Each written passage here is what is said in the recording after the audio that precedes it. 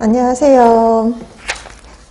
자, 우리 이제 이론에 이어서 단원별 문제 풀이에서 모의고사 진행을 하고 이제 드디어 마지막 동영 모의고사에 들어왔는데요. 동영 모의고사는 전체 모든 과목을 합쳐서 이렇게 문제를 풀어볼 수 있는 기회이죠. 그래서 이제 똑같이 이렇게 진행이 되는데요.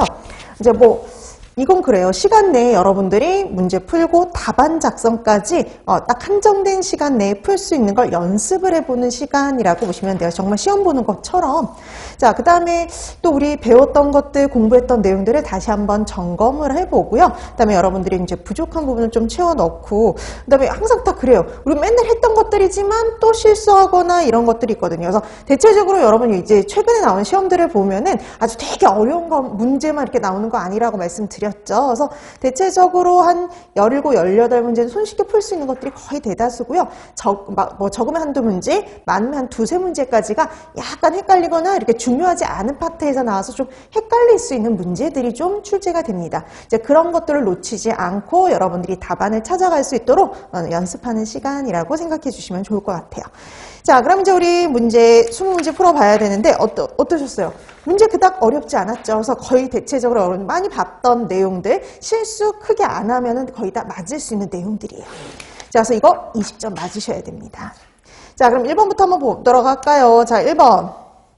자, 1번은요, 곰팡이독과 관련된 문제예요. 그럼 여러분, 곰팡이독 하면 기본이 있었잖아요. 곰팡이독과 관련해서 원인 곰팡이, 그 다음에 대표적인 원인 식품들, 그리고 어떤 문제를 일으키는지, 장애를 일으키는 기관, 이런 거 연결해 둔 게 가장 기본이었죠.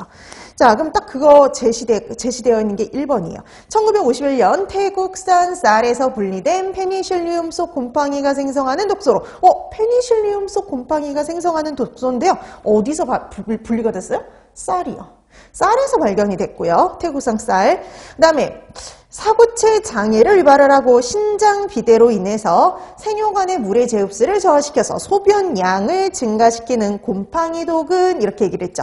여러분 길게 얘기를 했지만 어디에 문제를 일으켰어요? 신장에 문제를 일으킨다 이거예요. 그래서 페니실리움 속 곰팡이가 만들고 쌀에서 발견이 되고 신장에 문제를 일으킨다. 그럼 딱 하나밖에 없어요. 딱 하나. 우리가 공부한 것 중엔 딱 하나.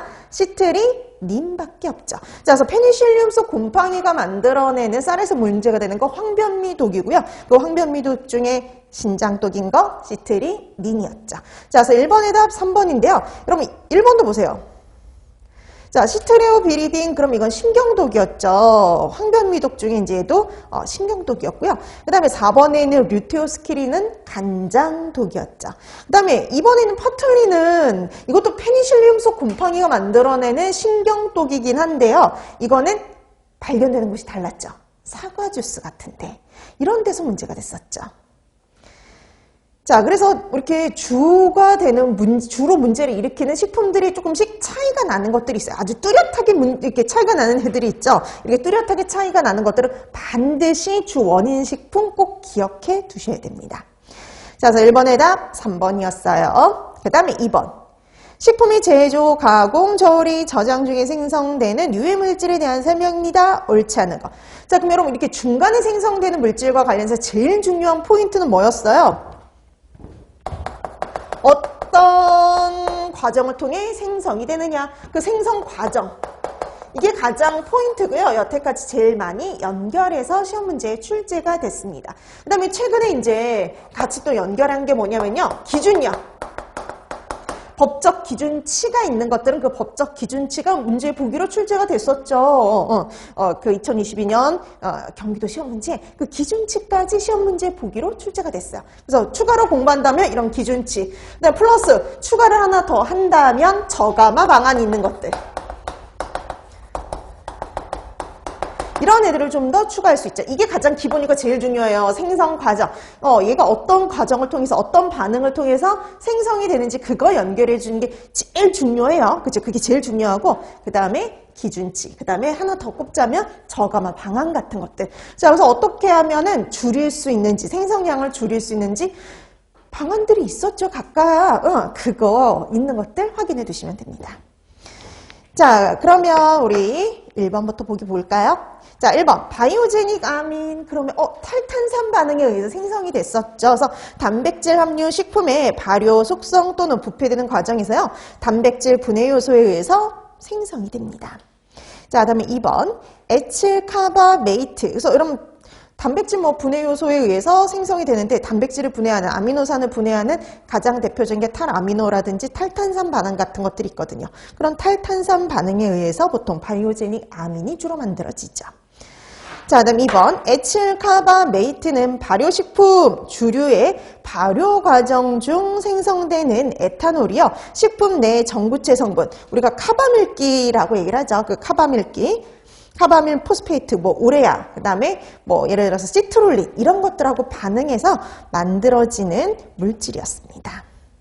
자, 그 다음에 3번 트랜스 지방은요, 식물성 기름을 수소 첨가해서 가공하는 과정 중에, 그러니까 우리가 식물성유를요, 마가린 같은 고체화하는 그런 수소를 첨가하는 과정 중에 생성이 될 수가 있었죠. 자, 얘네들은 각종 심혈관계 질환과 순환계 질병과 관련이 깊습니다. 자, 그 다음에 4번 벤조피렌은 고온 조리하는 공이나 생선 등의 아미노산과 크레아틴이 반응해서 생성되는 발암성 물질이에요. 틀린 거 당연히 4번이죠. 너무 쉬운데 여러분, 우리 벤조피렌은 어떤 반응에 의해서 어떤 과정에서 생성이 돼요? 탄 음식, 훈제 식품, 우리가 직화구이 할 때 탄다든지 그 다음에 훈연을 한다든지 아니면 우리가 열 처리하는 과정 이런 데서 생성이 될 수 있는데요. 그런데 생성이 된 발암물질이에요. 근데 여러분, 고온 조리하는 고기, 생선, 뭐가 있어요? 근육이잖아요. 이 근육 부위를 고온으로 조리할 때 이 근육에 있는 아미노산과 크레아틴이 반응해서 생성되는 돌연변이완성 물질이 있었죠. 그게 바로 뭐였어요? 헤테고리 아민유, 이완 방향적 아민유잖아요. 자, 그래서 2번은 가장 고전적인 문제였습니다. 어떤 과정, 어떤 반응을 통해서 생성되느냐? 그거 연결해 놓은 문제죠. 자, 그래서 이번에 가장 옳지 않은 거 4번이었습니다. 자, 그래서 이번의 답 4번이 되겠고요.